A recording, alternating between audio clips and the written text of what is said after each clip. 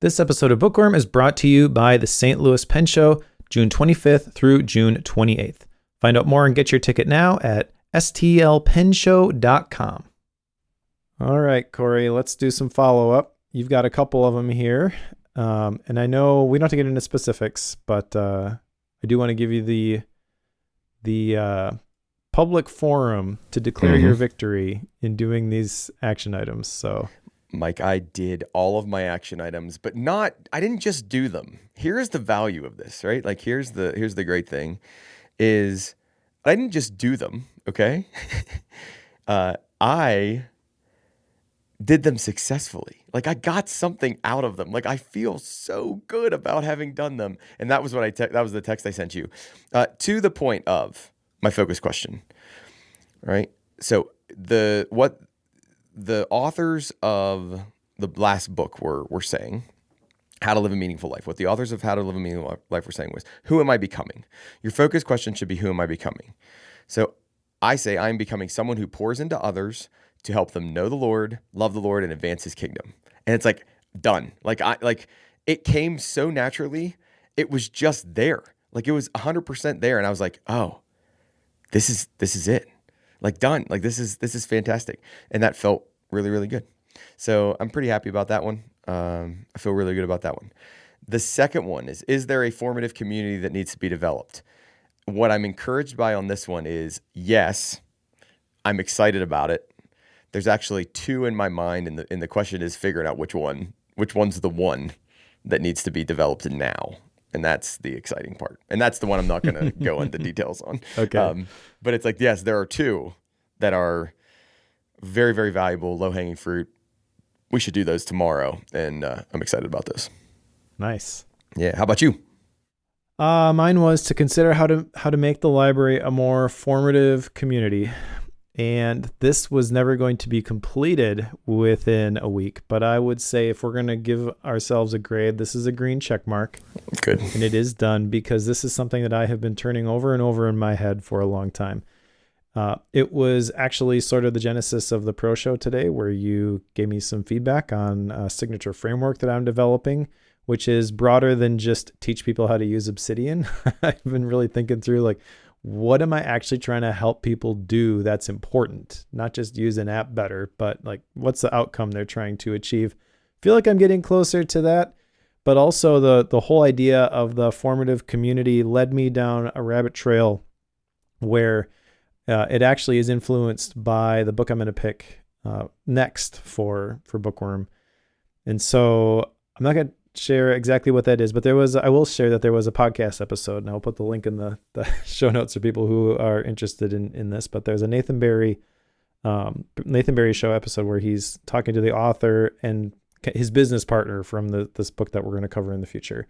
And they're telling all these stories about how they're just blowing people's minds with surprise and delight. And that really got me thinking about the library is my community, right? So how do I make it a more formative community? I have to, first of all, I feel get clear on who am I really trying to attract to the library? What outcome am I trying to help them achieve? Once I get clear on that and I'm making progress on that, then it becomes what's the absolute best version of that I can deliver to people, regardless of the cost, regardless of what scales, yada, yada, yada. And that's exciting to think about, to be honest. So I've got a lot more work to do with this, but we're making progress. Nice. That's awesome. Yeah, that's exciting to hear. All right. I guess that's it for follow-up. So let's get into the book. The book today is an interesting one. What You Were Made For by George Raveling. Have you ever heard of this book before I picked it? Okay. The only very, very slight thing I had seen was something come across Instagram on Ryan Holiday's Instagram feed that basically said, George Raveling's going to write a book, or he wrote a book and it's coming out soon. And that's it. And I was like, who the heck's George Raveling? Like, I have no idea who this guy is. And I don't even know. I just knew he was associated with basketball. That's all I knew. I had no idea anything else. And it wasn't interesting enough for me to like go research more. So I was like, okay, whatever. Ryan Holiday thinks this guy's good, which Ryan Holiday wrote the foreword, which I now understand Was it the foreword, or did he just write a blurb for it? I can't remember. I don't think he wrote the foreword. There's some other famous person who wrote the foreword. Oh, Michael Jordan we'll wrote talk about. Yeah, Michael Jordan wrote the foreword. No, so Ryan Holiday just gave a blurb about the book. Ryan Holiday helped publish this book, and okay. so I'm probably going to mess up this part of the story, but it goes something along the lines of George Raveling got introduced to Ryan Holiday because Ryan gave a talk to like the San Antonio Spurs or something, and George Raveling was associated with the coaching staff there. Not that he was like on the staff, but someone's like, "Hey, you got to meet this guy. He's awesome." So Ryan's like, "Okay," and then he meets him, and just incredible person, has all these crazy stories and all this wisdom to share. And Ryan's like, "We need to get this written down. This needs to exist in the world." So helped him publish this book. Nice. And I'm very glad that he did that. There are some crazy stories in here, which we'll probably talk about a couple of them. There's too many chapters to go through everything here. So let me just talk briefly about the format of the book. It's actually under 200 pages, so it's not super long, but there's a foreword, there's an introduction, and then there are basically a whole bunch of smaller chapters that are some form of to fill in the blank. Mm-hmm. So what you're made for, these are like answers to that question: to be a trailblazer, to listen and learn, to seek out wisdom, etc. There's a whole bunch of these. And then it ends with one called to live. And so we're going to hit on the forward, the introduction, and to live, because that is a kind of a standard conclusion format chapter. But then the other ones, we're going to pick and choose the ones that we really want to talk about for the podcast here. They're all kind of formatted the same way. George shares some crazy story, breaks out the nugget of wisdom from that, and talks about how you can apply it to your own life, ends with a little bit of an inspirational thing, and then the one line, to study books, for example. That's like how he studies, how he ends that particular chapter before you move on to the next one. Yeah, I mean, we've done books like this before where it's like these little nuggets popped, and I thought this was a good balance of them in terms of there weren't too many. The chapters actually had some like meat in them, but at the same time, they were not like huge and long and, boring either. So I thought he did a really good job balancing them. Some of them hit better than others, or some of them hit more than others, as you're going to tell by the fact that Mike and I chose the ones that are, I don't want to say most interesting to us, but the ones we thought were good to talk about here, and maybe were most interesting to us. But overall, like I thought the structure of the book worked well and made sense. Awesome. Let's start with the foreword. This was written, as you mentioned, by Michael Jordan. And the story behind why Michael Jordan was selected to do this. George is one of those people who has a significant impact in the lives of a lot of different people. And probably could have picked any number of famous people to write this foreword. Michael Jordan is the one that is interesting in this particular case, because argument could be made that he is the best basketball player of all time. I would argue he is. Maybe some of the youngins would say LeBron or something. I don't know. This is probably a good chance to say this, Mike. I know I maybe should hold this to style and rating. Dear listener, I don't care about basketball at all. Like zero care about basketball. Like I'm interested in people who do athletic accomplishments and feats and all that stuff. Like I think that's really interesting. I will follow sports just to follow sports. I could care less about basketball. Do not let that stop you from reading this book. Right? I know that's true. Style and rating later on, but like you're going to hear us talk about Michael Jordan. I don't really care if Michael Jordan was the greatest basketball player ever. He was the one of my generation. So I think he was awesome, but I don't know. Like, I don't know stats. I don't know like how they measure these things. All I can tell you is really good. And don't let the fact that because Raveling was a basketball coach and because he's so integrated into the basketball world, don't let that pull away from what potentially you could get out of this book. There's some really good nuggets in there. So sorry, Mike, I'll go back to you. The foreword really is just interesting because it's Michael Jordan who signed his name to it. The couple anecdotes there that were, I guess, interesting, but like nothing really of substance that doesn't get, extrapolated on later. Michael shares that George was kind of the bridge between Coach Bobby Knight for the 1984 USA gold medal winning basketball team and all of the players who really couldn't stand him. Sounds like. Yep.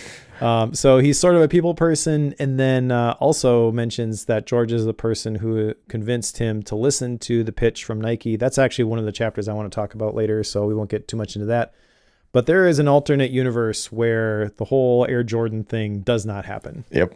And George Raveling was directly responsible for that. Not because, hey, come sign for my company, but for reasons you'll find out about as we discuss the book. Yeah, and it was Michael wanted to do like Adidas really bad or something, wasn't it? Like this, which is crazy. So super cool story. It's almost like Raveling was at least in the background, if not in the foreground, of some really, really major things happening. Yes. In the basketball, college and pro and sports marketing world, which not is just sports either. Yeah, that's true. Yeah. Yeah, there's some stuff we'll share about in a little bit, but that's the foreword. I don't know, anything else you want to say about that before I get to the introduction? No, that's great. Okay, so the introduction is next, and this he talks about a little bit about his personal situation, basically. So he was born in 1937. The life expectancy for black males at the time was 48 years old. His dad passed away when he was 9 of a heart attack, and he considers himself an educator, not a basketball coach, which I think is an important distinction. This book is an exploration of purpose and meaning. It's not supposed to be like, this is exactly how you do it. But the big thing that I think is worth taking away, even from the introduction, even before we get into the content of the book itself, is that you have to be willing to dream big. We've got a whole week devoted to that in the life theme cohort, but he's got a different flavor of that, and it was cool to hear him talk about that. And he encourages us to truly listen, because truly listening can unlock doors you never knew existed. All great stuff, great setup for the rest of the book, in my opinion. Yeah, I think one of the things that caught me so off guard is he's not a braggart, right? I mean, he's been part of all this other stuff, and he just seems so level and so humble. And he'll tell you a story that's like, my goodness, that is a wild story. Like, I cannot believe you were part of that.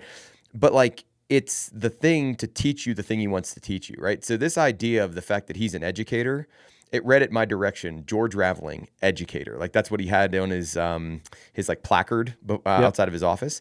And I'm like, man, this guy's like, he's legitimate. Like, this is the way he thinks about it. Mike, do you remember, I think he's 87, 83? 87 at the time of writing. I forgot to look up if he is still with us or if he's passed on. I want to say I heard that he died recently, but I don't know that for sure. Yeah, okay. Regardless, he was getting up there, and that's why they wrote the book. Is like, we got to capture this so we have something, because there's so much good stuff in here. Yep. All right, I'm ready to move on. Okay, so the first official chapter is one that I wanted to cover, and that is to be a trailblazer. And this is where he shares a little bit about his experience growing up. We shared a little bit from the introduction in terms of like context where he came from. But basically, his ticket out was that he was pretty good at basketball. So that's what he did. He played basketball. He got a college scholarship. His grandma, who was raising him at the time, was like, don't trust them, because it doesn't seem like you should be able to go to college for free just for playing a game. But that's what he did. When he got there, he realized that there are a lot of people who are really good. I can't rely on my talent anymore. I need to become really great at something. So he looked around and he saw people on the team who were really great at shooting, really great at dribbling, really great at defense, whatever. But he noticed no one was really working on rebounding. So he's like, I'm going to become the best rebounder on the team. Starts making up all these crazy drills. People are like, who taught you that drill? And he's like, I just made it up. Yep. Which I think is really interesting. And the takeaway from this chapter is to find your unique path, your special contribution, give it your all.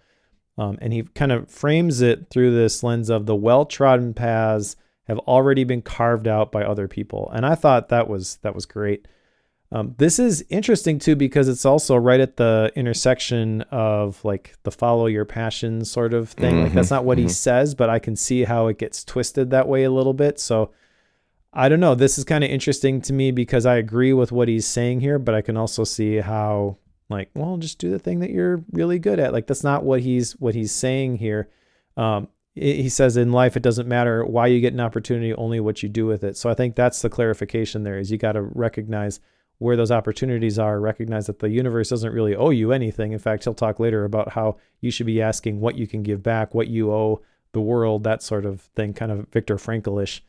But yeah, keep moving, keep exploring, and don't be afraid to carve your own path. Yeah, I think one of the things I see out of this is clearly a trailblazer. You talked about the rebounding, right? Where it's that idea of like, okay, basketball is going to be my thing, and then I'm going to find the way to trailblaze within basketball. Oh, rebounding is the way to do that, or is a way to do that, and I'm going to go hard on that. The other piece that was cool out of this is other people's impact in your trailblazing, right? Like, so there was a nun at the school that he went to in high school who would work with him on basketball. And she's like, George, you should be playing basketball. You need to be playing more basketball. I will take you to the gym and we can play basketball all the time. You know, like, and like that idea of somebody else pouring into all of these, not all of them, but like a lot of trailblazers is like, okay, there are other people that are involved in this. He had a unique talent, but it also took some activation by some others, right? And if we look at this from both a, you know, me being a trailblazer, like me personally being a trailblazer versus me enabling somebody else to be a trailblazer and like identifying their skill, their opportunity and encouraging and pushing and encouraging and pushing.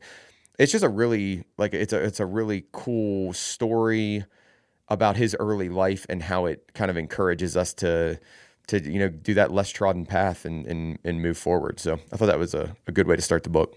Yeah, and that is a common theme throughout a lot of the chapters is that you're not a self-made person. There have been a lot of people who have helped you. Yeah, for sure. Okay, mine's next if you're ready. Yep. All right, so the next one we're going to talk about is called To Listen and to Learn. And he talks about his grandma encouraging him, and I can't remember what was her nickname? Mike, do you remember off the top of your head? Was it Deer? Yeah, Deer, like right? That? Yeah, Deer, I think. And anyhow, so very endearing, like kind of a thing where he talks about his grandma. But I was taught that listening is an active and not a passive act, and she would basically quiz him. So he would come out of these different conversations. So he would sit there and listen to his grandma and the other ladies talk, and then she would quiz him afterwards and about how valuable it was to actively listen into a situation. I think one of the things I like about this is we are so, and I will say this personally, right? Like we are so prone to talk and want to get our opinion in there and want to be a voice inside of whatever's happening. And just the value of actively listening, taking that time to think, to process, to stew, and how much value that can have. And then if we extend this out to, you talked about like echo chambers at one point in this chapter where, especially online, we get into these echo chambers and we aren't often listening to the story that's being told. And I think sometimes if we listen to the story that's being told, we'd be like, man, this is crazy. Like, why is anybody in this? Like, these people are crazy. And I think we need to be more aware of that. And how do we listen better? How do we make sure that, you know, what we're saying is appropriate and timely and in those right places. Last one he states as he ends the chapter out is we need to remember that wisdom often comes in whispers, not shouts. And I think that's just a really, really good line to kind of wrap that up. So listening and learning. Yeah, he's got a statistic. He says he seeks to listen 80% of the time and talk 20% of the time, which I think is a good ratio there. Yeah. He also tells a story in this chapter about getting hired by Wilt Chamberlain to be his chauffeur and drive him around to speak at all these basketball camps. Yep. Which is pretty cool. And it fits with this to listen and to learn because he said on those drives, Wilt will ask him these questions and they end up talking about basketball strategy and things like that. So that's pretty cool. Like to be a fly on the wall and hear some of those conversations, how much you could learn from stuff like that. That's pretty cool. From that, he mentions that champions have a different way of thinking about what's possible and what they expect. And I feel like that's not only cool that he had that opportunity, but also there's a practical takeaway there for us. I think, who are we surrounding ourselves with? Who are we allowing to speak into our lives? You got to get around people who are going to encourage you to think bigger. And when you have people in your life who can help reinforce that belief, like, it's crazy what you may end up doing as the rest of his life is evidence of. Well, and in addition, like if we are constantly in an environment where we're listening to garbage and we're listening to bad things, think about what that does to, what we're kind of learning by osmosis or learning through that listening. We need to be around, what's the saying, Mike? You're the image, or you're the resemblance of the 5 people you hang around with the most, or the whatever average. that is. Yep. Yeah, the average, right? And it's like, man, if we think about this combined with that idea, well, if I'm around the right people, like they're gonna make me better, and they're gonna help me, teach me how to be better. So that's just cool. All right, let's talk about books. The next one I want to talk about is to seek out wisdom. Actually, books and masterminds. He hits on both of them here. Yep. So he talks about how wisdom is a team sport, and he got introduced to the topic of a mastermind when he was 83 years old, which is sort of astounding to me. I'm in a couple mastermind groups, and I love the idea of masterminds. And I know some people push back on the term mastermind, and I don't really get why, because I don't think it has to be this super exclusive thing. Masterminds, he defines as a group of like-minded individuals coming together to share knowledge, challenge each other, and accelerate their personal and professional growth. So yes, sign me up. That is where I want to be. And the fact that he did this when he was 83, he's attending this mastermind dinner with these people who are half the age that he is. And so I think that there's probably a scenario like that where he's pretty intimidated to be in that room, because these are super successful people and they're just moving faster than maybe when you're that age you feel like you can keep up. But that's not him. He's like, no, I'm going to put myself in that uncomfortable situation because it's going to force me to grow. Like, that's this guy in a nutshell. I know. I absolutely love it. Yep. You want anything you want to say about the masterminds before we get to the stuff about the bookstores? No, other than, the only thing I can think of is like, Mike, I am jonesing to find the right mastermind group and get involved in it. And it's like, I just need to figure out what it is. Like, I don't know exactly what it is. And then I think it's going to have to be one that I have to create. Like, I don't think there might be one out there, but it's like, I think it's going to be one I have to create. And now I got to figure out how to do that and put it together and do all that stuff. But thankfully, our last book helped me figure out, a way to do that, structure, or at least a loose structure to do that. So those formative communities. That's right. Another thing he shares in this chapter, which of course we need to talk about this. He mentions he likes to visit bookstores. Do you remember how often he visits bookstores? I don't remember, but it was a lot. That's all I can tell you. 8 to 10 times per week. Yeah. He is in bookstores, and he's got a quote, which I need to share. Books in this way are wonderful friends. They are always there. They speak wisdom, but offer their advice quietly. They have an unlimited capacity for listening. They offer so much and ask for essentially nothing in return, but they won't come to you. You have to go out and find them, open their pages, and let their wisdom into your life. I mean, this guy, I want to sit down and just talk to him for like an hour. Yeah. He mentions that he has 2,500 books all over his house. Do you think you have more than that?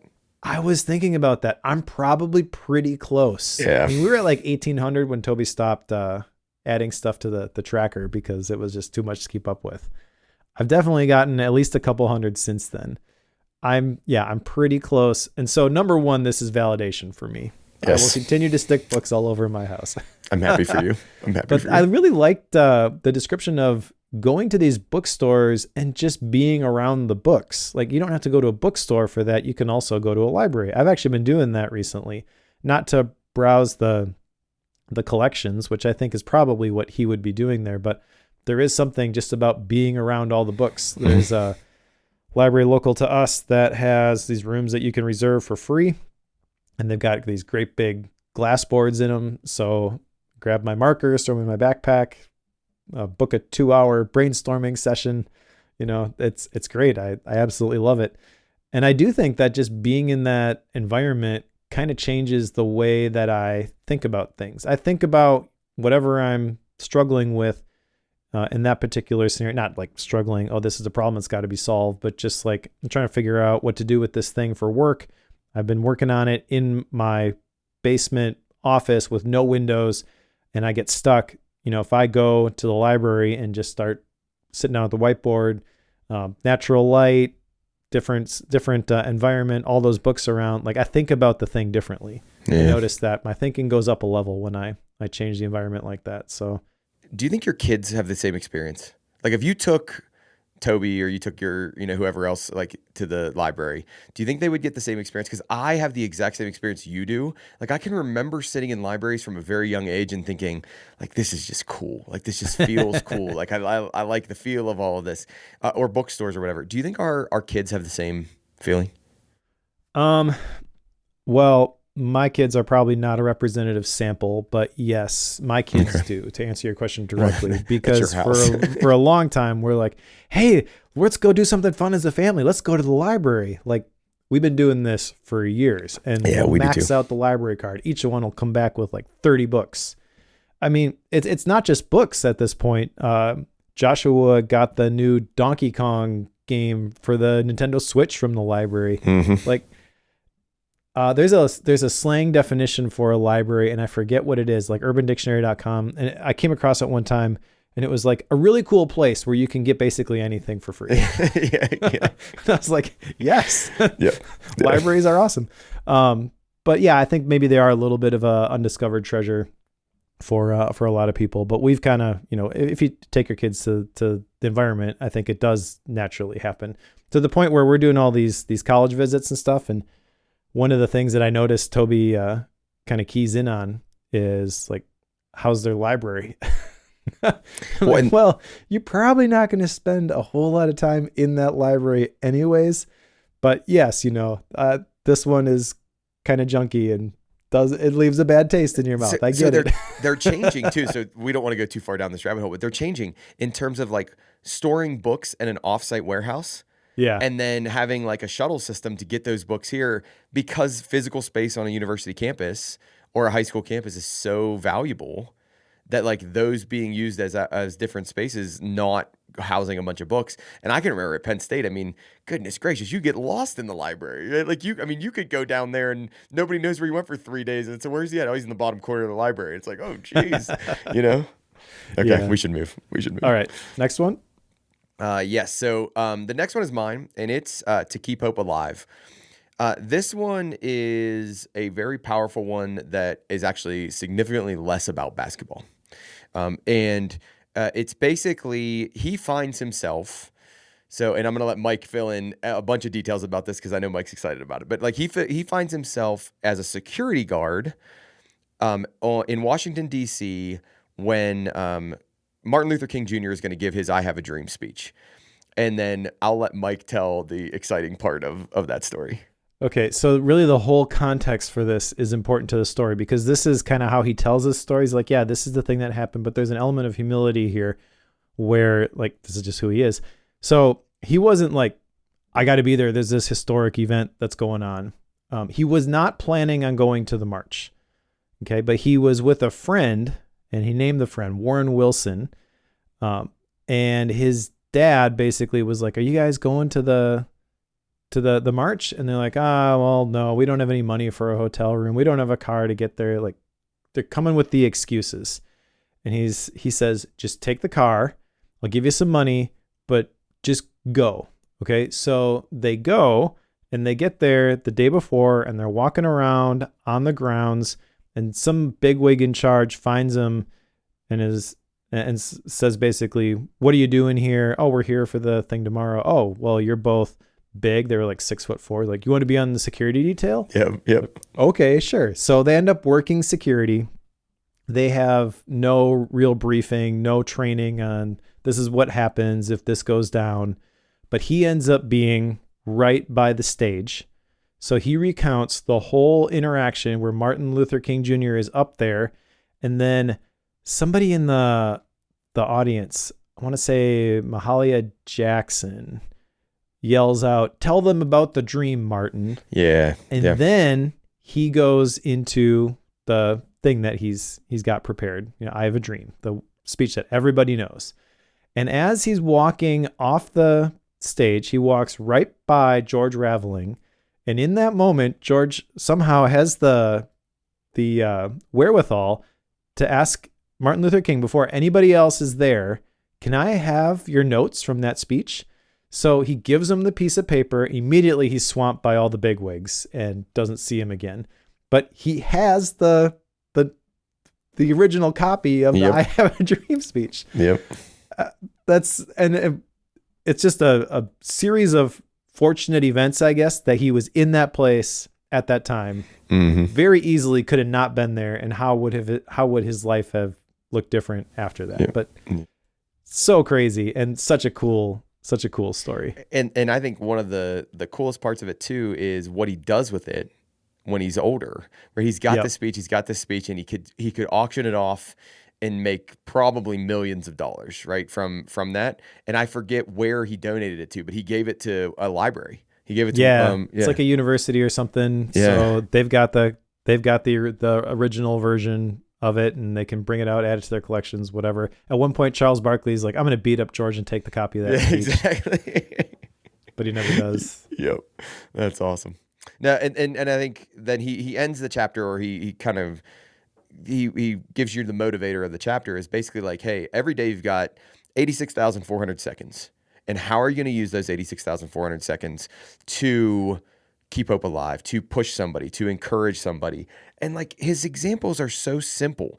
Say thank you, share a smile, pat somebody on the back, right? Like they're not like go save the world, go, world peace, go, make $1 bajillion. It's like, just be a nice person and just do good things for other people. I don't know. Like, he wins my heart in like 1,000 different ways in this book. And that's just one of them. I agree. It's an incredible chapter. And really the main point is that everybody's a work in progress. The world needs people who are going to keep hope alive. And that's really the content of Martin Luther King Jr.'s speech. And just the story that he's able to tell, the personal story to anchor to this idea, just so incredible. It is. It really is. All right. So now we're going to go back a little bit because this isn't actually in order, but to go back and forth in terms of picking things, I have to talk about the chapter on to study books. All right. We did the one on getting wisdom. Right. Yep. But there's another one on to study books specifically. So this is where he talks about exploring the library, wandering the aisles. And I know what that's like. I just mentioned I've been going to the library a lot lately, but how it started before I was buying any of the books on the bookshelf behind me, because I couldn't afford them, is I was just going to the library, looking in the business self-help section, finding the ones that looked interesting and checking them out and reading them, like Steal Like an Artist, like Austin Kleon. I've talked about how influential that book was. That was a library book, all that kind of stuff. So I get what he's talking about here. And then he uses that as like the foundation for all the arguments that he makes in this chapter about how each book you read expands your world. And this is where he gets into kind of his method for reading books, which I found fascinating. He says, if a book doesn't connect, drop it and say, this book doesn't want me right now. Maybe it will later. I love that. Mm-hmm. And then he's got his whole system for studying books, and he actually gets pretty specific about this. So he's got a version of the Mortimer Adler how to read a book thing. And I've got a YouTube video, which I will put the link in the show notes, about my digital adaptation to Mortimer Adler's thing from the 1940s or whenever he wrote that. But George's system for studying books is to circle anything that he wants to research later, to draw horizontal lines next to important paragraphs, to use different color highlighters for quotes, concepts, etc. That's basically what I do with my emoji coding system. Mm-hmm. Fill empty pages with summaries, notes, reflections, etc. I guess I just capture the things that resonate and add my own opinion notes.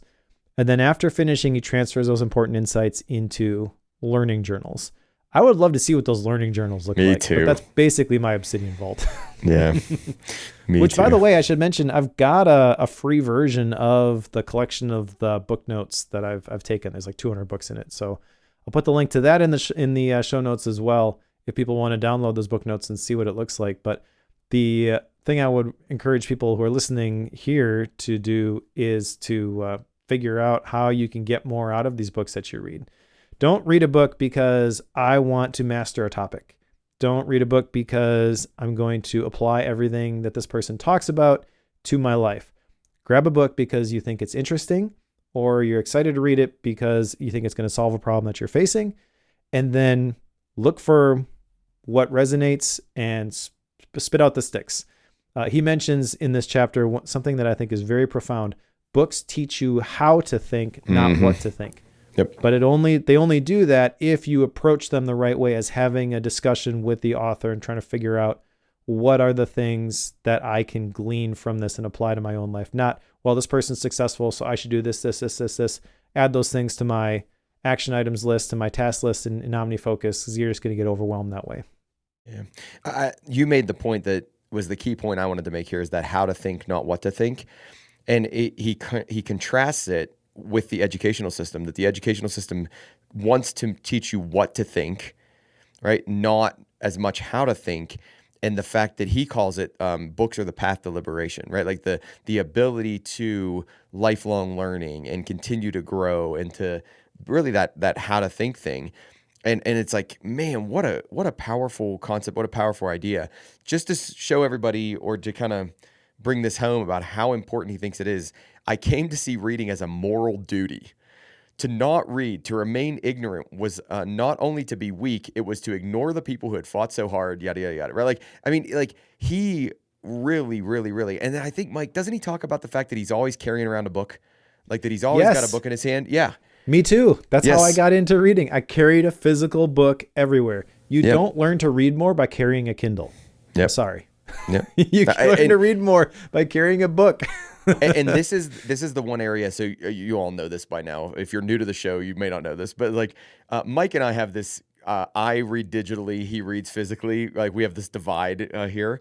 But this is an area where I completely agree with him. Like, when it comes down to carrying the physical book, I think that is incredibly valuable. And then taking notes in the margins too. Like, I think actually handwriting the notes in the margins is incredibly valuable as well. Like, those are weaknesses that I guarantee that I'm missing out on something with, but I take that as a hit and as a loss.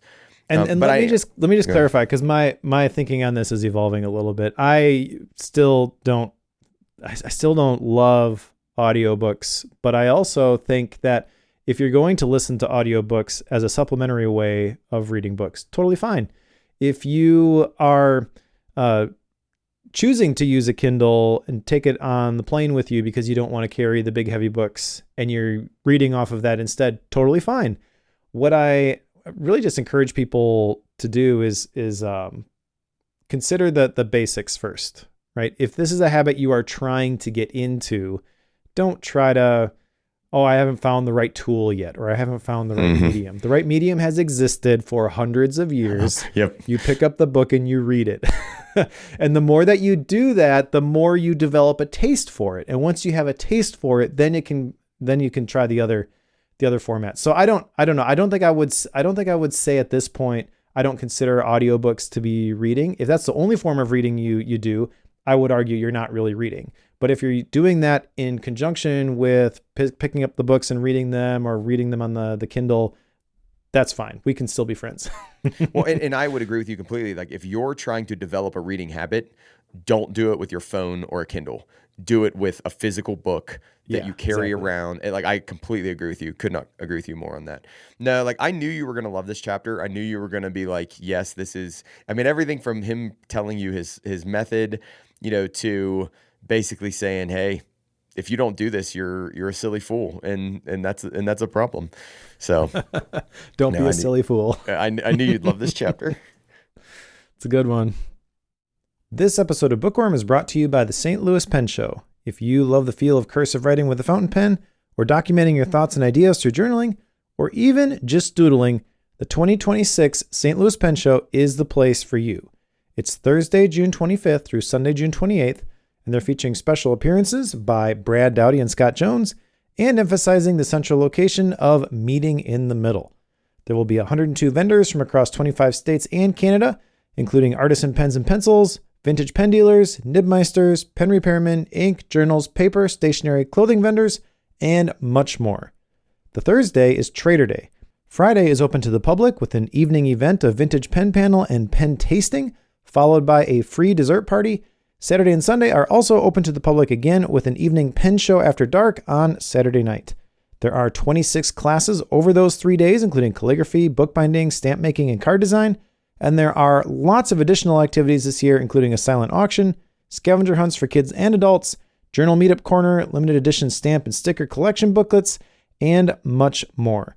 There's so much to see and do this year at St. Louis Pen Show. So how do you get there? The St. Louis Pen Show is at the Sheraton Westport Lakeside Chalet on the beautiful Westport Plaza. There's plenty of free parking, loads of restaurants, and it's just 10 minutes from the airport.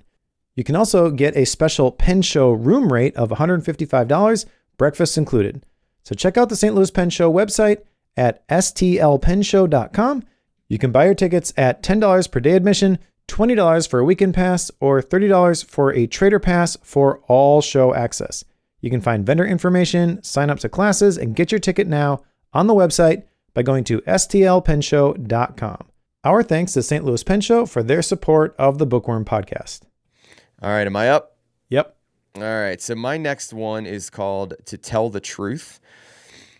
And what I like here is he kind of shifts into this idea of leadership, and he shifts into this idea of the fact that you need to develop the ability to tell other people the truth and to tell them that compassionately, because like they will respect you more. It's more authentic. Like it's better for everybody involved if you are honest with other people, and if that honesty goes two ways in terms of what they're doing. So Mike and I in the pro show, like we kind of showed a version of this, right?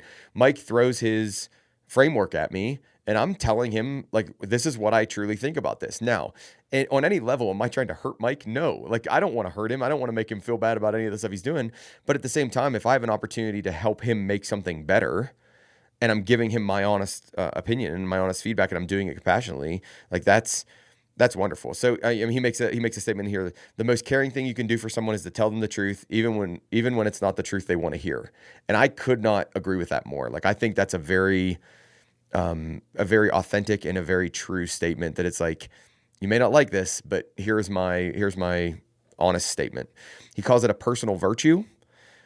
So like, this is actually a virtue that we should strive to, is always being able to tell each other the truth in a compassionate way. And for sure, you can do this in the wrong way. Like, I've got a son in my house right now who is very much on the truth side, but not on the compassion side. And I'm trying to teach him, like, what you said is accurate. Like, there's nothing wrong with what you said, but you said it with a sledgehammer, and you can't say it with a sledgehammer, bud. Like, it just makes people feel bad, and they'll receive it completely differently if you soften that up a little bit. So he's got to understand radical candor and not to be an obnoxious jerk. Exactly. And at a young age, like, that makes sense. But like, I think we've all experienced this person in our life growing up who never grew out of that, like, the ability to tell you what they were thinking, but not do it in the way that you go, man, that was horrible. Like, I can't believe that person did it. And that's what I try to teach my students that a lot. So that's my, I thought this chapter, again, as I've said a bunch of times, I just think he does a really good job presenting truths, for lack of a better way to put it, but presenting these words of wisdom in a very, very tangible and applicable way. Yeah, I think this is the chapter where he tells the story about how he needed to tell Charles Barkley that he was not going to make the U.S. basketball team. Yep, you're absolutely right. And he was far and away one of the more talented players that was there. And George wasn't the head coach of that team. He was an assistant coach. I forget if it was Bobby Knight who told him that you have to go tell Charles this thing. And so there's a lot of nuance in that story, which backs up the points that you were making there, where Charles kind of had this reputation being aggressive, emotional. And so George was, I'm not don't want to say scared, but he was a little bit worried about the way that Charles was going to receive this. And I didn't write down the specifics here, but I do remember reading that story and Charles basically saying, like, thank you for telling me the truth, and recognizing that he had room to grow as a person and as a player based on the way that George did it. And I feel like that's the big lesson to be learned here. It kind of ties to some other stuff that he talks about later too, because you can tell the truth and just not care about the person. Yeah. It's not exactly the way that you were describing it, but it's also one of the ways that can manifest. If you don't care about the person, you really don't care about how it lands. You don't care if you come off as a jerk, but you can still care about the person and say stuff the wrong way.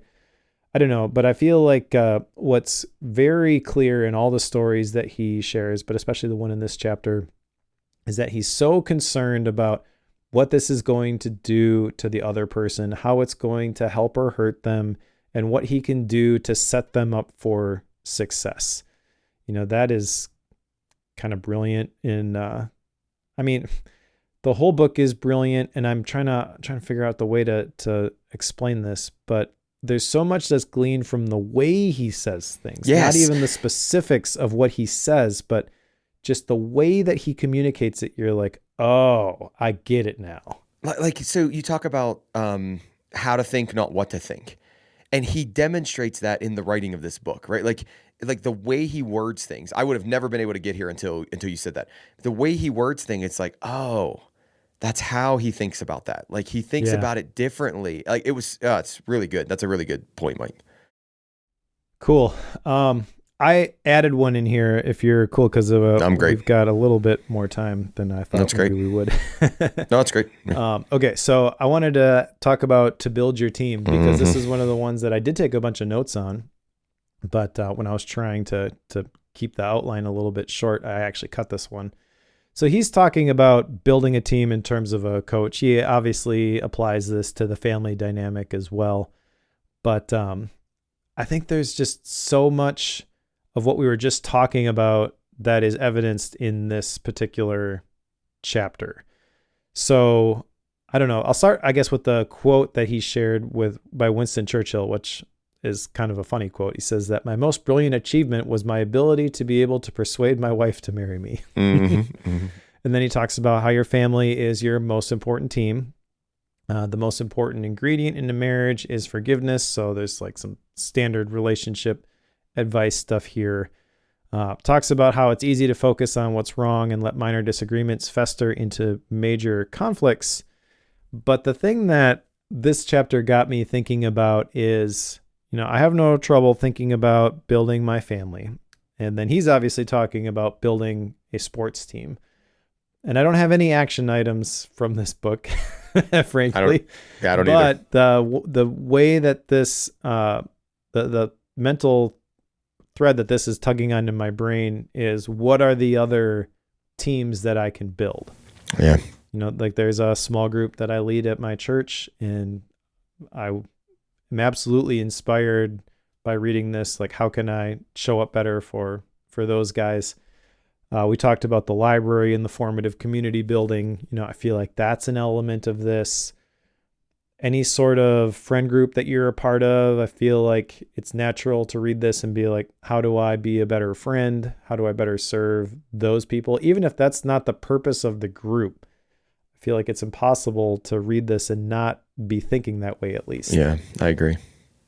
Yeah, I mean, like, I'm glad you added this chapter back in. I took a lot of notes on this chapter too. And what I like about this chapter is how much he doesn't talk about sports teams.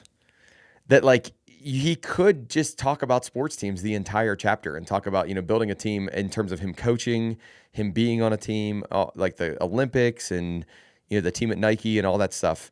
But like, he doesn't. It's mainly about like the general takeaways of, forgiveness, and the general takeaways of accepting the good and the bad, and, being in that relationship and being committed to that relationship. I mean, I just think like, I just think there's so much wisdom in what he says and how he says it. And he presents it in such a relatable way Like Yeah. I'm just really, really a big fan. As you all are listening and hearing us, Mike and I say, like I'm just a really big fan of the way he approached this book, and I'm really glad you had us read this one, Mike. Yeah, you mentioned, when you commit to a relationship, you're accepting the best and worst parts of them. That's something that he calls out from this chapter. And if you just apply that in the marriage context, it maybe is a little bit straightforward. If you just apply that in a coaching context, maybe it's a little bit more of a stretch, but it makes sense. But when you think about that in terms of any of the groups that you're a part of, it's sort of transformational, I feel. Yeah.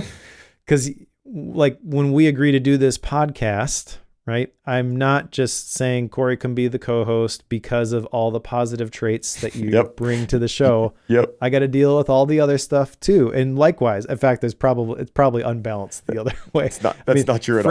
Frankly, this week, I texted you the day before we were going to record because it was a week and I was like, I just am overwhelmed right now. I can't do this. Can we pick another time? And it's the week before finals probably for you at school. So throwing a monkey wrench this week is not, that's not easy to roll with the punches there for you either, I'm sure. But like, that's part of the deal. And when you recognize that for better or for worse, essentially, that's the agreement, whether there's a contractual obligation here or not is sort of irrelevant.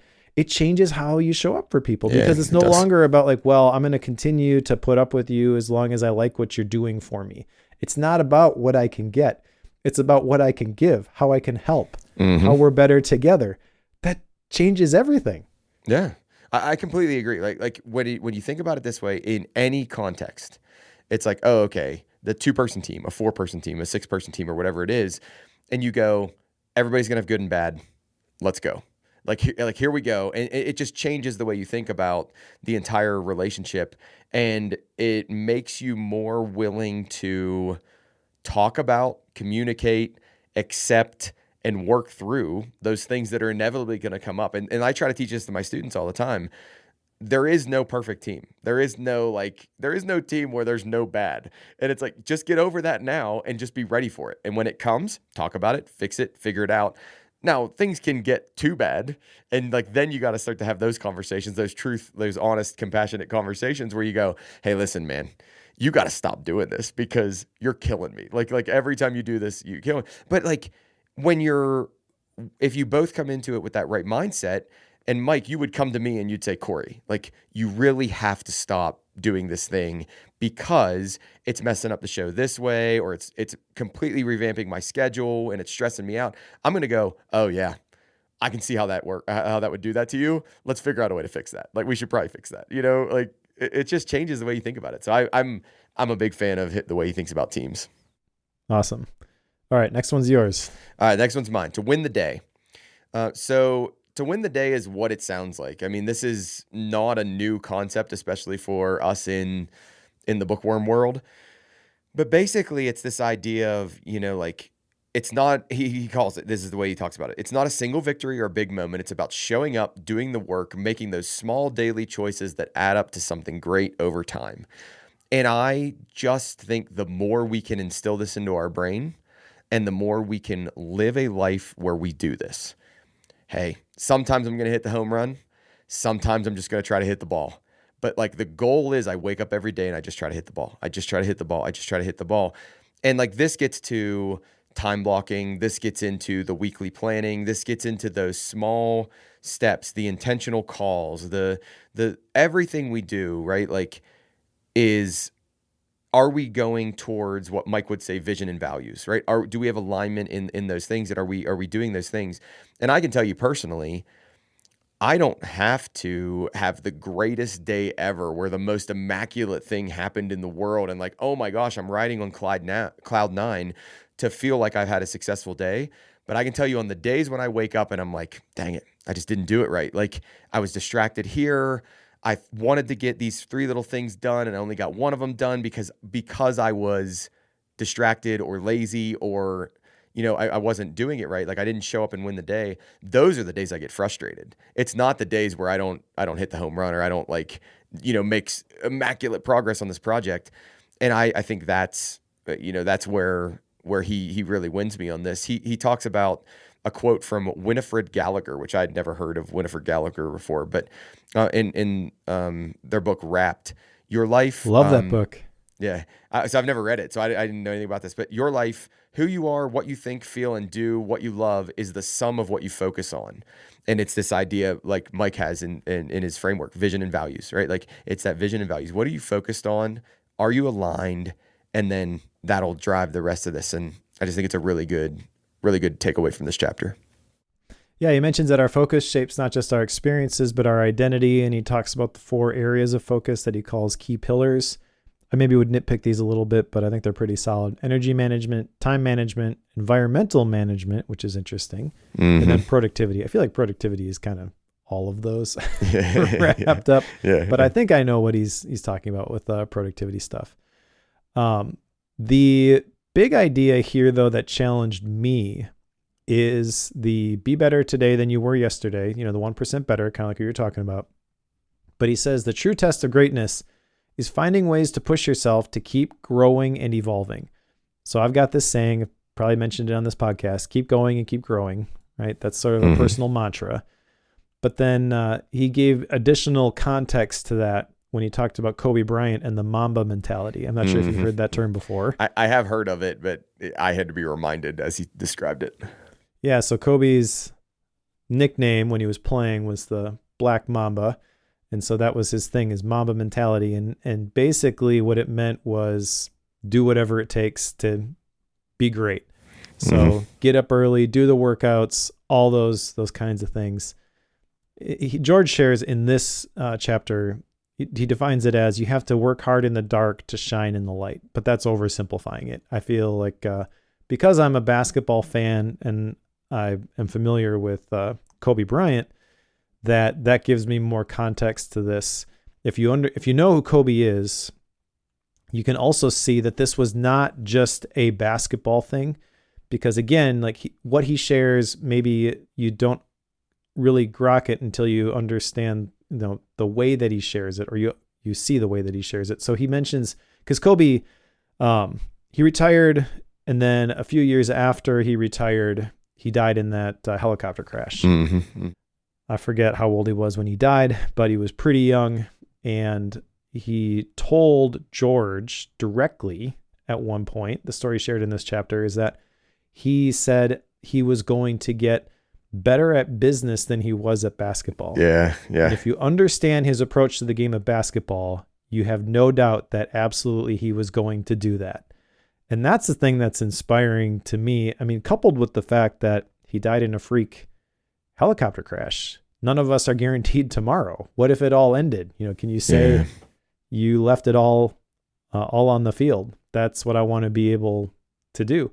So it's real easy to go into this chapter thinking, I'm just really busy. I've got all this stuff going on. And then you walk out of this and you're like, I am such a slacker. I need to just get my act together. Part of that is the focusing piece. Why do the things that really aren't hitting the mark? And when you read this chapter specifically, I feel like you get an understanding, or maybe a renewed understanding, of the fact that I don't have time to waste. I really got to focus on the things that matter. All right, Mike, you're up next. I am up next. Let's see. The one that I've got next is to be a good steward.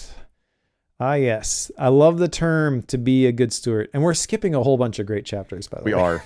We really are. Yeah, we really are. But to be a good steward, this is where we get the story of Michael Jordan and signing with Nike. But I just need to back up a little bit on that term steward, because kind of the thing that got me into what I am doing today was me going through Bible college, and then just for funsies, I got a Bible college degree, not because I want to be a pastor or anything like that. I just enjoyed learning. And my church had a satellite campus. I'm like, cool, let's do this. So I got the degree, and then a couple years after that, I was asked to teach the personal management class. And I'm studying for that, and I'm just getting this revelation that productivity matters to God. And the biblical term for it is stewardship. What are you doing with what you are entrusted with? Okay, so that's kind of the framing of to be a good steward. Okay, so that I guess to finish the story, you know, I got that revelation. I started writing. I self-published a book that led me to get connected with all the people that I got connected with online, and led ultimately to me doing the thing that I am today, which is totally different than the family business stuff that I was doing previously. So it's not an overstatement to say my world was completely changed by this stewardship idea. Yep. Okay, so now the story here is about convincing Michael Jordan to sign with Nike, and he alludes to this story multiple times throughout the book, but this is where he gets into the details. And he kind of mentions that if you've seen this movie, I forget the name of the movie. Is it Air? Which is like the story. Yeah. Okay. Let's put a link to that in the show notes for people who want to check this out. But he says that movie kind of gets the details wrong. Here's what actually happened. Like, that's how he frames this story. So he's on the board at Nike, or, you know, working there. And so he's not unbiased in this, but he is, every time he's around Michael Jordan, trying to convince him, just go listen to their pitch, Michael. And Michael's like, I'm not going to do it. I'm going to sign with Adidas. So at one point, George says, you know, just come meet with the guy at this place at this time. And if you decide that this isn't for you, then I'll never bring it up again. Yep. Michael's like, okay, I'm going to go, just because I don't want to hear you bring this up ever again. Right. So they go to a Tony Roma's steakhouse or something. And what they do in their presentation is they offer to have a signature shoe developed for Michael, which was kind of revolutionary at the time. So Michael's thinking, I'm going to sign with Adidas. They're going to give me X amount of money. He says, if I'm going to go there, I'm absolutely going to give Adidas a chance to match this. So they get what Nike's going to do for him. He goes back to Adidas, gives him a chance to match, but they were all focused on a dollar amount. They were like, a signature shoe. We don't know how to do that.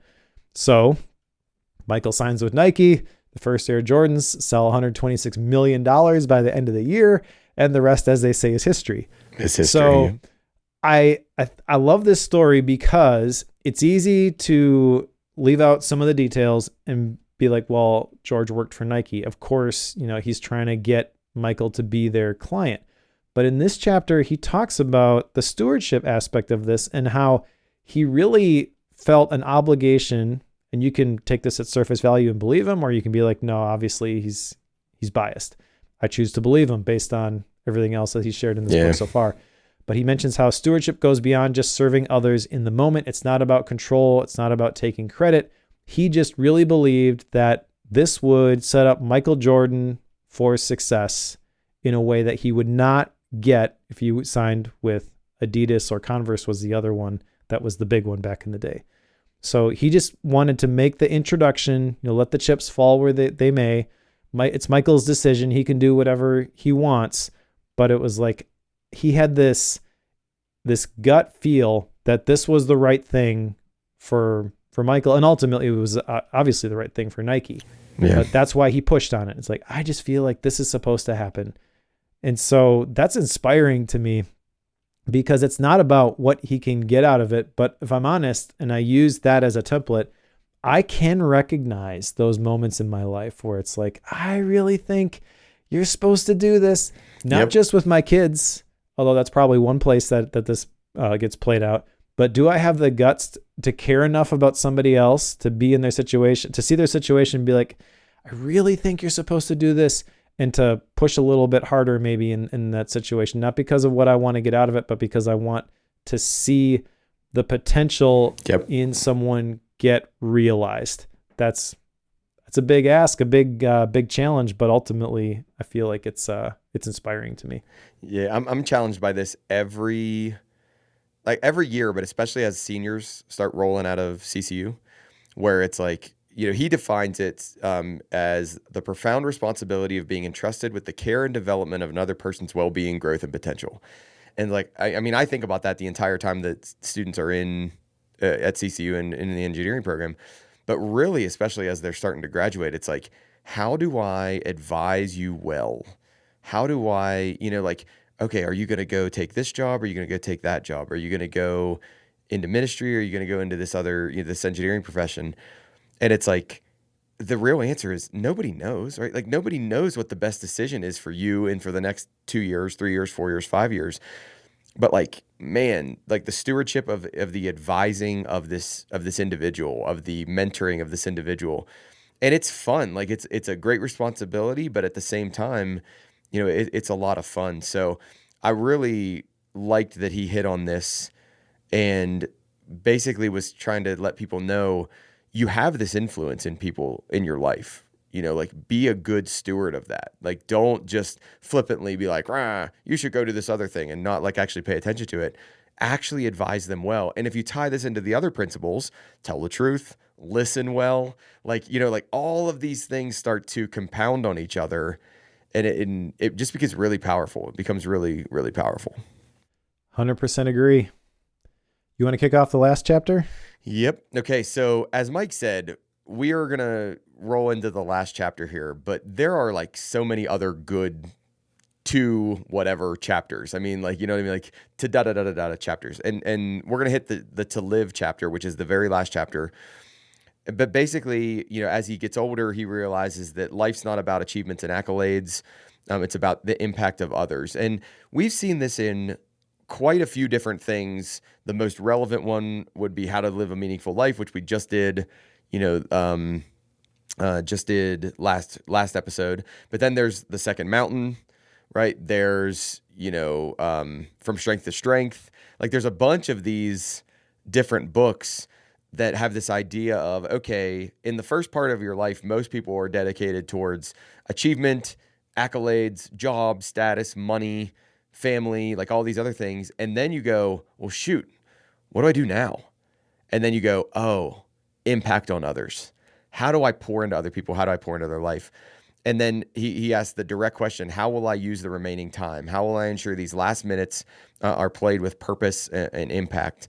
And he's basically saying, hey, embrace the moment, have purpose around that moment, appreciate that moment, impact other people's lives, go out there and he goes through this, and I don't want to read all 10 of them, but like, here are some steps you can take right now to live more fully. So I'll just say a let's couple do of it. I like them. Do you have the list? Because I have it. Yeah, I have the list. I have the list right in front of me. Okay. So number 1, reflect on your values. What matters most to you? What do you want your life to stand for? Number 2, set meaningful goals, not just career goals, but personal goals. How do you want to improve as a person? Step 3, practice gratitude. Take the time each day to appreciate the good in your life. Number 4, serve others. Look for ways to make a positive impact on those around you. Number 5, keep learning. Read widely. Seek out new experiences. Stay curious about the world. Number 6, build relationships. Invest time and energy into people that matter to you. Step 7, take care of yourself. Your physical and mental health are crucial to living a full life. 8, embrace challenges. See difficulties as opportunities for growth. 9, live with integrity. Let your actions align with your values. 10, leave a legacy. Think about how you want to be remembered and start living that way now. They're gold. Like they're absolute gold. Which is why I had you read them, because this is brilliant. Like, you can read them and kind of lose it's easy to undervalue what he shares with you right there. But if all you did was take that list of 10 things and every single day ask yourself, how do I execute these things to the best of my ability? Yep. You will absolutely upgrade your life. Yep. And then he I don't remember how close to the end of the book this is, but like I've also acknowledged this other one. We won't be measured in metrics like wins and losses, successes and failures, but were you a good person? Were you kind? Positive difference on people around you, unique path and resilience. Do you have integrity? It's like, I think about this and I think, my goodness, if at 87, I'm this grounded, like, I just hope I'm this grounded. I hope I'm like, this is the way my life. And this is a guy who had crazy success as a basketball player, as a college coach, as a Nike executive, right? Like, I mean, all of the ways he could be like, look at what I did. Look how amazing I am. Like, you should be like me and have all the relationships I have. Nope. That's nothing of what he says in this book. He said, hey, were you a person of integrity? Did you keep your word? Did you tell the truth? Right? Like, daggone it. Like, what a great way to end the book. Yeah, one of the things that illustrates how important that was to him, it's a story from a chapter we didn't really even unpack, but when he was it in college playing against Jerry West? Oh yeah, Jerry what West Jerry West said. is the logo for the NBA. That's Jerry West. So he's playing his Georgia's team is playing Jerry West's team. I can't remember if it was high school or college, but bottom line, Georgia's team was an African American team, or they had African American players, and Jerry's team, like, they'd never played against an African American before. So in the middle of the racial tension, and there's one particular play where George goes up to block a shot or something, and he comes down on the golden boy. Like, he lands on Jerry West, and everybody's just ready to storm the court, and Jerry gets up and he holds out his hand and he helps George up. And he said that in that moment, it completely diffused all of the tension. They become great friends. And in this chapter, he talks about how much it impacted him when Jerry West passed away and how he couldn't talk to anybody for a couple of days. But the other thing that is powerful about this chapter, because remember at the beginning, he mentioned that when he was born, the average life expectancy for a black male is 48 years old. So he's like almost double that now. And then he tells the story of how he's near the end of his coaching career, but he's 57 and he's driving through LA and he gets sideswiped and really bad car accident. The cops who respond tell him, "You are lucky to be alive." So basically he survives this accident that by all accounts, most people would have died from. So he's like, I shouldn't be alive right now. So he talks about how after that accident, he realizes not only has he lived longer than his dad did, but literally it can change in a moment out of nowhere. He's living on borrowed time, and he needs to figure out what he's going to do with the rest of his life after coaching. And then that's the framing for the statement that life is not about achievements or accolades. Exactly. It's about the impact that we have in the lives of other people. I mean, okay, yes, you are qualified to say that. Yep. And then the big takeaway really is just, we got to live with urgency because we don't know when it's all going to be over. I mean, if you read this last chapter and you are not inspired, what is wrong with you? Yeah. I mean, it's just a beautiful, beautiful, capstone to a great book. Yep. All right. So we made it through the book. Action items. As I mentioned earlier, I don't have any.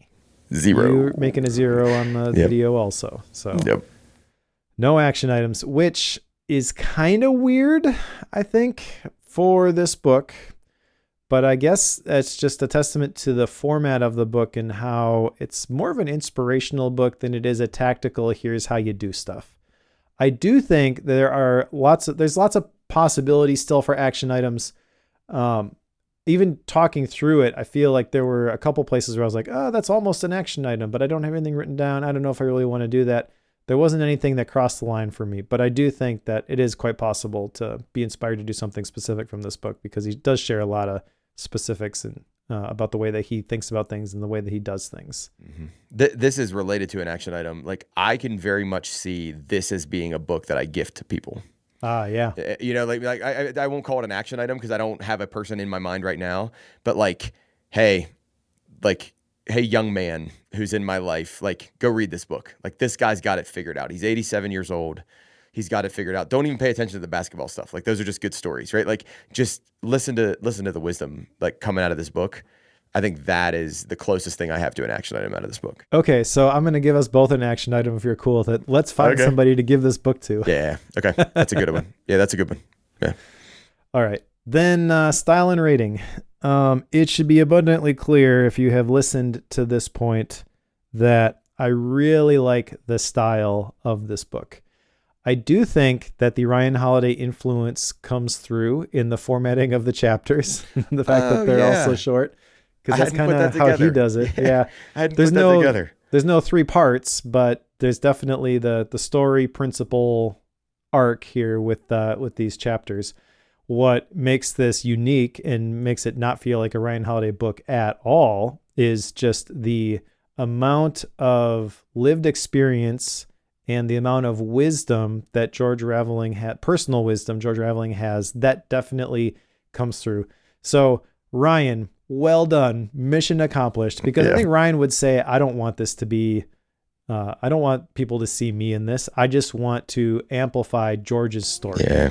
Now I'm putting words in Ryan Holiday's mouth, so maybe that's not the case, but that's what I recall hearing, and that is absolutely what happened here. This is a George Raveling book. Other than saying and Ryan Holiday on the front, you will not know it. There's no discussion of Stoic philosophy. There's just a guy with some crazy experiences and some awesome life lessons to share. So this book is 5 stars, 100%. This is an amazing man with some amazing stories. And the premise behind this book is almost perfect. Personal story. A couple of years ago, my dad got diagnosed with cancer. And right before that, I had made the decision that, I don't know, my dad's getting older. I don't know how much time I got left with him. So we're going to start meeting more regularly for coffee just to hang out. Now, I've worked in the family business, so almost every conversation, lengthy one-on-one conversation that I have ever had with my dad tends to wind back to business. Okay. So we started meeting, and it was just, let's talk. Let me hear some of your stories. And he was telling me some crazy stories, not as crazy as some of the ones that George shares in this book. But I would definitely encourage people to take that approach. If there is an older family member or mentor in your life, they have wisdom to share. So give them the platform to share it, and amazing things will happen. That is exactly what Ryan did with this book. And this is beautiful. Like you said, it doesn't matter if you're a basketball fan or not. I think if you are a basketball fan, you've got a little bit more context maybe for some of these stories. But you do not need to understand basketball, the NBA, any of that in order to benefit from reading this book. And it is a short, easy read. There is no fluff. There is nothing wasted. There's nothing where it's like, oh, I wish you would just get to the point already. I was sad when this one was over. I wish there was a volume 2. Absolutely pick this one up. Absolutely read it. Everybody in the Bookworm audience. I don't think there has been an easier blanket recommendation for me than this book, because it has nothing to do with what problem are you trying to solve right now in your life or business. It's really just, you want to learn something from someone who has some really crazy stories, then pick this one up, because that's what you get. You get a conversation with your grandpa in front of the fire, and he's just riffing, and you're just like, wow, I wish I would have been there. Mike, I hate to do this. I really hate to do this. I don't know if I can add much value to what you just said. I completely agree with everything you said. Like even the idea of grandpa at the end, right? Because that's what I'm thinking about, is I'm like, man, this guy just wrote hey, I'm your grandpa, and this is what I want to tell you before I die. And I'm going to wrap it in a bunch of really cool stories. Yep. You know, I mean, like I absolutely love it. It's a 5-star book. This will tell you, I mean, there are 1,000, 2,000, 10,000, 100,000 books that are out there that, like, the idea of repeating a read to me is just craziness, right? Because there's so many good books out there. There's so many other books to read. This is one of those ones that I'm like, I should probably reread this at some point, right? Like I should probably like put this in the calendar for like a year or two from now and just like, hey, reread that George Raveling book, because it's good. And it's one of those ones that's going to have an impact on you. Or like bring this into your mastermind group, or bring this into your whatever group, and just be like, let's just talk about this one. This one's a good book. I can't say anything other than that. 5-star book. You did it great. Perfect. Like if you haven't read this one, pick it up. I hate basketball. Well, sorry, I don't hate basketball. I'm not a big fan of basketball. I could care less about basketball. Super good read. It was awesome. Yeah, awesome. This one was a pleasant surprise, I will say. Yeah. Yep. So good work. I'm glad you brought this to our show and to my reading list. Awesome. All right. Well, let's put what you're made for on the shelf. What's next, Cory? So the next book is called Design Love In: How to Unleash the Most Powerful Force in Business. So it's very much a business book that incorporates the idea of like bringing love into the structure of your business. It's by Marcus Buckingham, which Mike has read a Marcus Buckingham book before. I have not. I'm a couple chapters into this one so far, doing okay. So if you're reading along with us, I mean, we're basically going to think about like the way I'm thinking about it is like the secret sauce of business. What Marcus Buckingham thinks is the secret sauce of business. That if we do it right, business is better. If we don't do it right, business is worse. So pick it up. Design Love In by Marcus Buckingham. After that, what are we doing, Mike? After that, we are doing Unreasonable Hospitality by Will Guidara. I'm not sure if I'm saying that name correctly, but I actually have 2 copies of this book. Nice. One I bought from Amazon, one I picked up at Half Price Books. And so it's been recommended, and I forgot I had it, whatever. Looked interesting enough. Someone recommended it enough that I actually bought it twice. Nice. And I hadn't been tempted to pick it up and choose it for Bookworm until I came across that Nathan Barry episode with Will and then his business partner. They shared some really cool stories in that podcast episode about the things that they do in their business that just don't scale and give surprise and delight to people.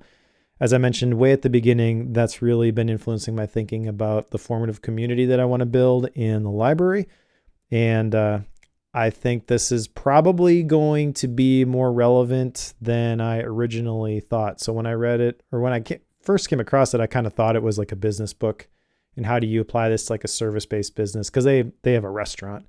And so maybe that was one of the reasons that I kept putting this one off or, not picking it up. But after that podcast episode, I can't wait to read this one. Yeah. Oh, and this was on my list as well. So I'm glad you picked this one up. I just hadn't made it to it yet. Nice. Got any Gap books? So I do. I'm doing a Gap book right now called How to Lead Your Family by Joel R. Beek. So it's very much in the Christian sphere, but How to Lead Your Family by Joel Beek. How about you? I do not. I am trying to survive the graduation weeks. Yep. I've got some travel coming up too, so I'm hoping to get some more reading done, but don't have a Gap book yet. Okay. All right. Thank you so much for listening. Thank you so much for supporting the show. Thank you specifically to our Pro members. If you want to become a Bookworm Pro member, get a longer ad-free version of the show, get the bootleg released right after the recording, so typically 1 to 2 weeks early, get a 4K wallpaper, access to my reading masterclass. You can get all of that for $7 a month. Go to bookworm.fm/pro. And if you're reading along with us, pick up Design Love In by Marcus Buckingham, and we'll talk to you next time.